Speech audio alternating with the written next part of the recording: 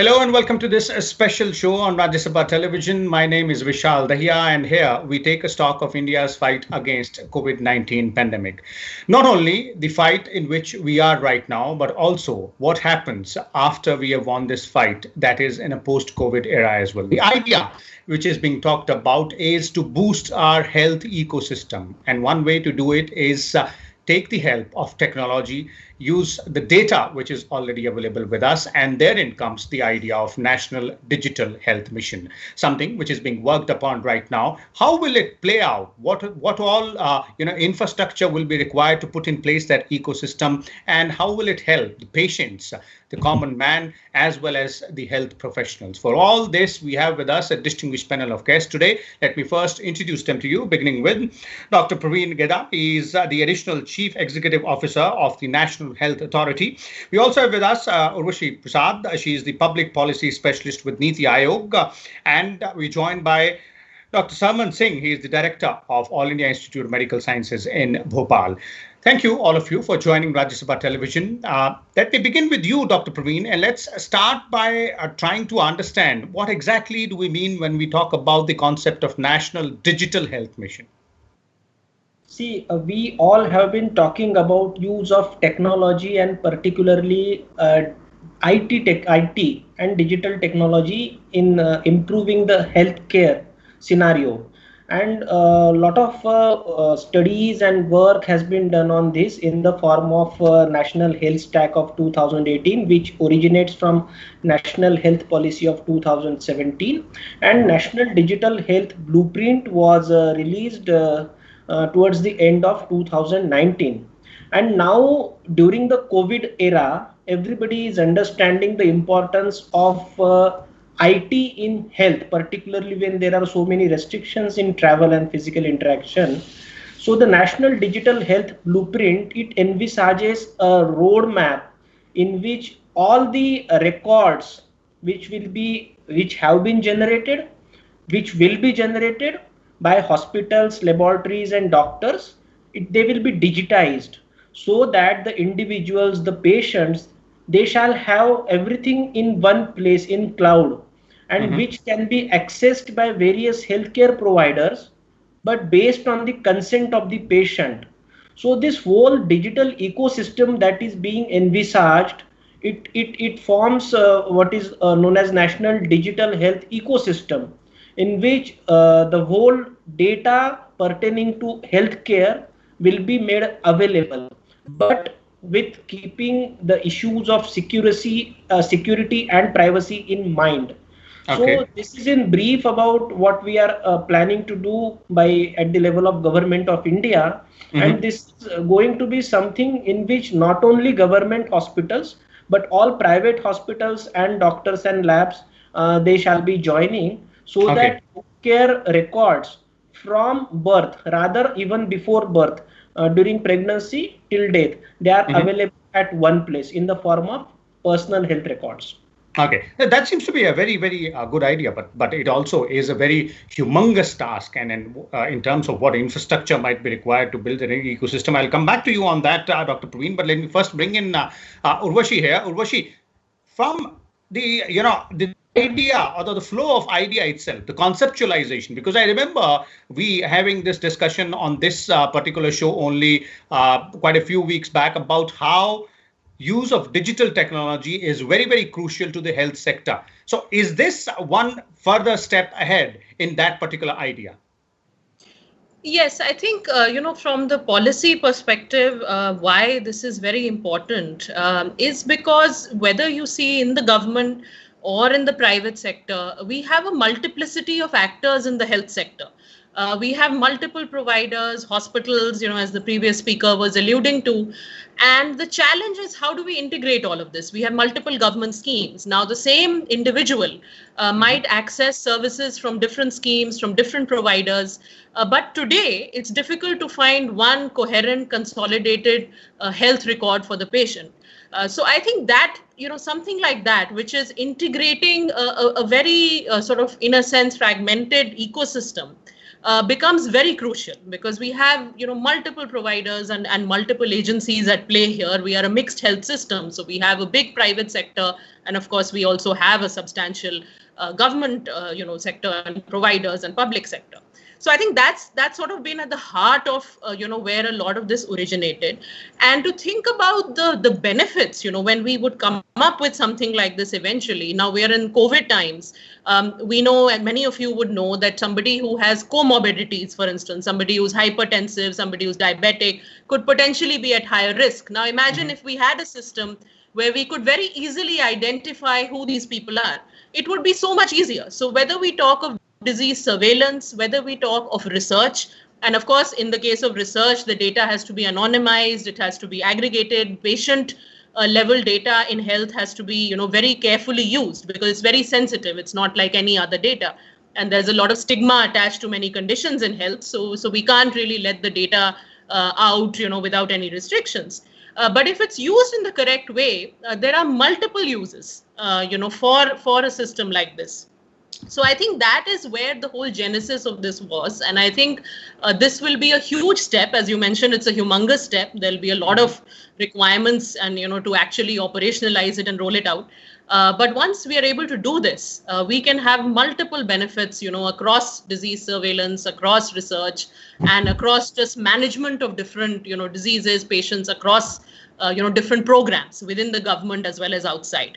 So I think that's where I feel this is, going to play a huge role. Okay.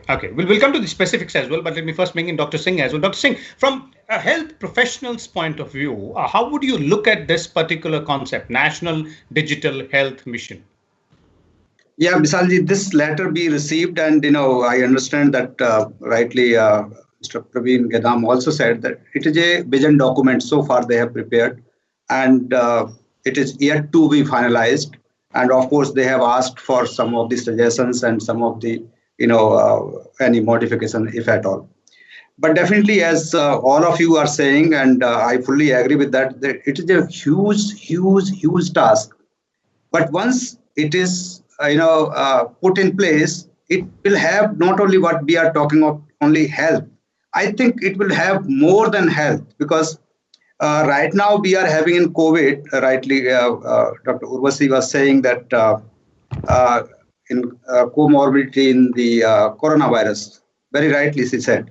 So we have this only because, as he was saying, that it was conceptualized in 2019. So it is not a new thing and not emerged during the Corona time. Corona time, we have another ICMR is doing, and that, data mining and all these things, they are there.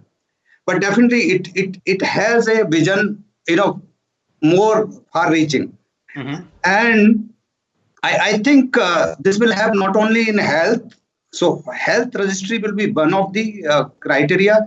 So you will have the whole data, how to, mine the data, how in the right perspective with the consent and all these restrictions, what the various parameters, biomarkers, if any, they can be utilized like in various states. We don't know. There are, diseases, the prevalence of various diseases, comorbidities, they are different. So obviously, if you have the data, somebody is working in, Delhi, and he doesn't know the data of Madhya Pradesh or Tamil Nadu, obviously, the person will not be, correctly doing the things for Madhya Pradesh. Okay. So many times what happens that, we design some drugs or we design some vaccines, but obviously they may or may not be, useful in the particular area. There are, the social, psychological, environmental, all these things are there. Also, this will help a lot in the education, because these days, we depend only on the Google information. And if we have our own data, country data, then obviously our students, they can be taught in a better manner. So what, actual data. The third aspect, I also think that, other than healthcare, health registry, then also it can help if, because if they can, we are going to suggest them also in the procurement of the health related items and, all these things, because that is also a big area, because we do have the GEM and all these things, but there is no uniformity. So that is also, so it will have multifaceted, the aspects, and obviously we can, contribute, each other can contribute, because there will be many stakeholders. So say, for example, AIIMS Delhi is having something else, AIIMS Bhopal now, thanks to COVID, because now I am sure that most of you might be knowing that we are having Center for Excellence, which is having all the INIs, including all AIIMS, PGI, all the institutes. So now every week we are having the video conferencing in there. So the management of the corona, the diagnosis of the corona, how to quarantine, how to discharge, all these things are being discussed. So this kind of things, if they can be done for all diseases, it will be really wonderful. But big caution. Why I am saying big caution? Because it will be a huge population, huge data, huge number of diseases in India.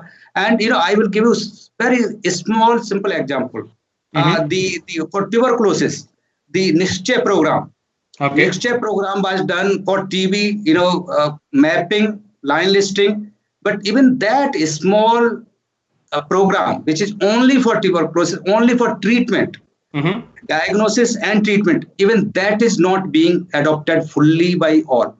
Okay, so obviously there are challenges, as Dr. Singh is pointing out, and Urvashi is also saying. But Dr. Praveen, that brings me to in the concept itself. It says there are 4 pillars under National Digital Health Mission. So if we look at those 4 aspects, perhaps we'll be having a more clearer picture of how things might work from here onwards and what infrastructure might be required. That's Health ID, DigiDoctor, Health Facility Identifier, and personal health records. So what is the basis to classify things into under these 4 pillars?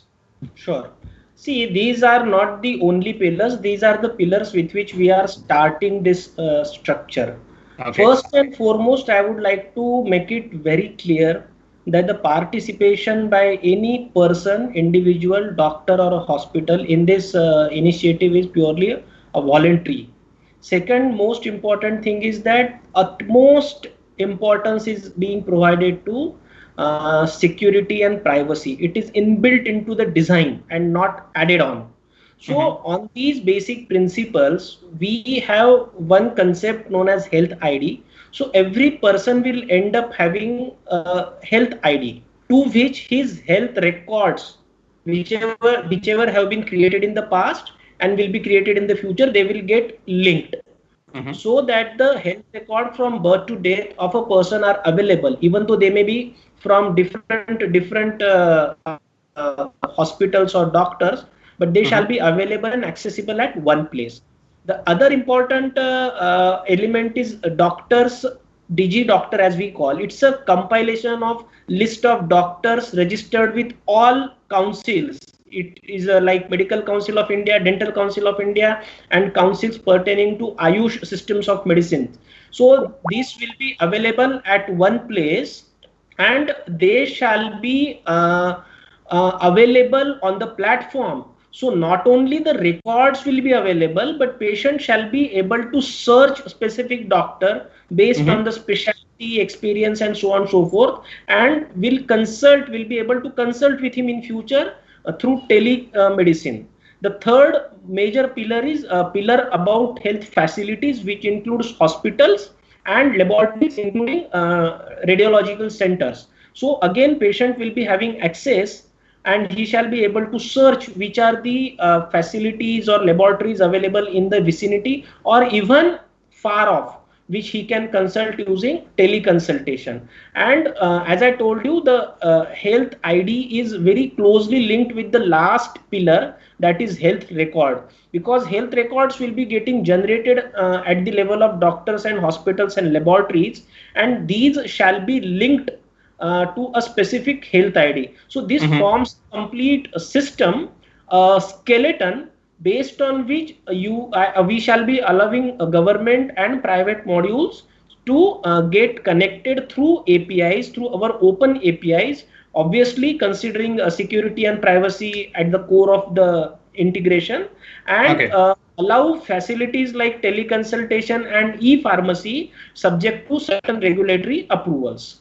Okay. And what about the suggestion which is coming from Dr. Singh there about, having a perhaps at the later stages, maybe having a platform like GEM for procurement of, health related equipments, because most of the hospitals do face that challenge out there. Yeah, in fact, before coming to that point, I'd like to go to another point raised by Professor Saab about not so successful or relatively less success in other standalone programs, like he was giving the example of Nikshay. So when we are talking about provision of treatment of tuberculosis under a TB program, whatever health record is getting generated, a particular, the first one is diagnosis of tuberculosis, a test of tuberculosis, and then providing the patient with particular medicines. So all these will be getting compiled in this common IT system henceforth. So I think it will be integrating not only this particular disease, but all such diseases and even immunization and certain other records. Now, coming to a procurement part, I think it's slightly different, but this will be having health related data. It will help you make best judgments based on anonymized data, not on the data having personal identifiable information. So based on anonymized data, it shall be very easy for policymakers, public health specialists, and people like directors of various hospitals like AIIMS to make decisions based on which you can decide what kind of expenditure you want to get involved into. Obviously, GEM will continue as a separate portal of government, which is managed by Ministry of Commerce, and that will also evolve because we will be in a better position to understand what you want to procure. Okay. Urvashi, based on these, aspects which Dr. Praveen explained out there, now the question which remains is that since, as he's saying, that privacy and security of data is something which is inbuilt into it, which is taken care of, it will be a, anonymized data out there to help health professionals. The larger question will be how to have more and more, institutions or state governments or other stakeholders involved in this entire process. Because it's at the end of the day, it is about data integration. The more data will be there in the pool, the more easier will it be. Yes, absolutely. And I think, there's lessons obviously we can learn from different experiences in the health space as well. So like tuberculosis, we were just speaking about that. That's also been a space where, initially we've had a lot of challenges bringing in a lot of the private players. But in recent years, we've seen some successes where we've been able to even get more, private chemists or other kinds of players into the mix. And that's where, if you see, our TB notification rate has actually improved significantly, because we used to have a significant problem before where most of the people were going to the private sector, but we didn't actually know because, there wasn't enough exchange. So I think, one part of it is to demonstrate the value, because I think that is when everybody will join in, when there is a very clear, substantial value of integrating the data and using that data. And I think the more use cases we have, I'll give an example of very recently, there's a telemedicine platform which has been developed by a group of experts in the private sector called Swasth, and they actually presented this to the Honorable Prime Minister last week. And we also had the CEO of the National Health Authority present there as well, Mr. Indu Bhushan, and a lot of the other secretaries. And I think that was a great example, because that's right now a purely private-led initiative. But it was very evident that if that can be integrated with the overall digital health work the government is doing in due course, then the power of that can be multiplied several times. The reach of that can be multiplied several times. So I think a lot of it will also happen organically when we have more such use cases, which are now starting to happen. I think COVID has definitely accelerated a lot of that, where we are seeing a lot of new developments in telemedicine and other applications like that built on top of the health stack. And eventually, if we can get that integrated with the overall digital health architecture, then I think, the reach, the impact will be much more. So I think part of it will be, showcasing the impact, demonstrating the use of this, because I think I agree with Professor Sarman saying that, technology is a great enabler, but the human element is the most important. We need to be cognizant of the stakeholders, and this are all human beings at the end of the day, whether they are the users, whether they are the beneficiaries. So we have to take that element along And it's going to be at different levels. It's going to be, in the private sector. It's going to be, different states. So that is definitely something we need to focus on. But I think as we demonstrate, and, as the speakers also said, there's so many potential benefits. And I think once we start seeing in tangible terms what those benefits can be, and even smaller use cases, smaller pilots also start showing that, as we're now starting to see, I think we'll gradually have more and more people joining in. So I think that is something that should happen. Yeah. Okay. Dr. Singh, according to you, for all the stakeholders, it's really, really important that all the stakeholders here will have to eventually join in the effort to ensure that this is a success, because as I was saying, the more data we will have, the more easier will it be for the integration process to hold together. But what might be the potential benefits which might attract all these stakeholders, specifically the health professionals? Yeah, Visalji, this is very important, and I hope that other two speakers, they will not take it that I am a negative person. But we in Bhopal, when I joined, I said to Secretary of the Madhya Pradesh that similar kind of project should be prepared. But again, the pessimism was seen very evident. The reason being that until otherwise, you make the things in India, particularly, I am saying, compulsory or associated with some benefits. The things probably, I am saying, I'm not sure. I am very optimistic. I want that this kind of things, this should succeed, but they will not. The next year also, if some of the speakers, they remember the history. Earlier, this was made only for government, and then the condition was made that the medicine you will not get any from any store. Okay. And then what happened that that was correct, and I also I was also in one of the interview. But then slowly what happened that private players they came into. They said no, you cannot do that, and then that whole concept, the next year was made, that was diluted. Okay. Similarly, here also, why I am saying I purchase, I brought it here, and that's what I want that Mr. Gedam takes it there.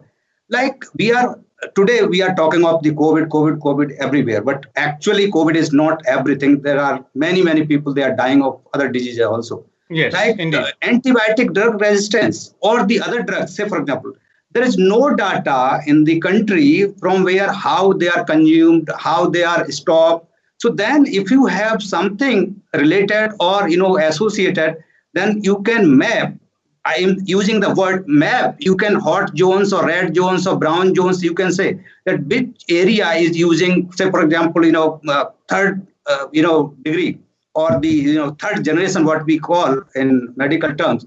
So third generation antibiotic or fourth generation antibiotic, first generation. So you can map these, that these are the red zones. Actually, they can have something. So that kind of things, these facilities, they can only then you can check immediately. Government can make any decision, and then you know that where to focus, where to target. So you can do that. You can take decisions where the infection is going, how it is going, how the people they behave, what are the social and psychological and environmental conditions. So you know all these things. So mapping for government point of view, this kind of information will be easy to control and mitigate many of the outbreaks like corona and other. Okay. Dr. Praveen, before we bring this to an end, your response to that one suggestion, which is coming in from Dr. Singh here, that instead of making it voluntarily, perhaps at one stage, you might have to make it compulsory as well. Is that one of the options in the plan out there? And also a related question, in terms of timelines of implementation of this idea, what are we looking at? Okay. See, at this moment, the idea is not to make it compulsorily, but let me make it very clear. Like, for example, it is not mandatory to have an email ID, for example, right now. It is not mandatory that you have a mobile number, but the benefits are so many that everybody ends up having email ID as well as mobile number. We intend to come out with a product with so many benefits that I am very sure that the healthcare providers will definitely lap into this opportunity and will not want to be left behind in this journey towards digital health. India understands the importance of leapfrogging using best possible technologies, and the kind of benefits that it is going to provide to hospitals, doctors, laboratories, and patients.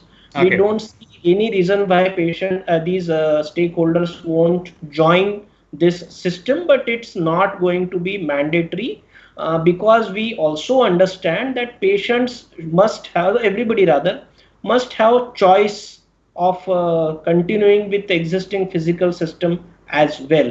And then the timeline part? And the timeline, we are seeing that in a month or two maximum, we intend to come out with a basic product in which all other hospitals, doctors can get connected, and individuals can start generating their health ID and start connecting their health records. And as the time progress, we will improve on the product, will add more features, and also we see the whole ecosystem of government as well as private digital technology products getting developed and getting connected in this skeleton to further improvise and develop this particular digital health ecosystem. Maybe Vishalji, yes, Dr. Singh. Let's do it quickly. We're running short of time, but so yes, please. Only mandatory. When I say mandatory means it should be associated with some benefit, like Aadhaar. We have. We know that without Aadhaar this cannot happen. Like Nikshay, also the medicine you cannot buy the medicine. So mandatory it is not. What example you are giving perfectly fine, but I think that is not the correct example here. What I am saying that you should associate something which is necessary for the livelihood of the okay. Perhaps association is what you're looking at, and once the entire process starts, there will be a lot of improvisations because we learn with the entire process, and the timelines which Dr. Praveen suggested obviously do indicate that in a month or 2 months time we might have the first prototype of the product out there. We will understand as to how it functions, what are the various features and all that. But this is all about National Digital Health Mission, as has been explained by Dr. Praveen, expectations of the health professional, as pointed out by Dr. Singh, and the policy aspect of it, as Ms. Urvashi pointed out. Thank you, all of you, for sharing your views and time with us on Rajya Sabha Television here. We'll keep a close watch on not only this particular aspect, the National Digital Health Mission, but all other related aspects as well. And we'll come back again to you. But till then, keep watching Rajya Sabha Television, and please do not forget to wear a face mask when you step out of your houses, as the battle against COVID-19 is still not over. Thank you.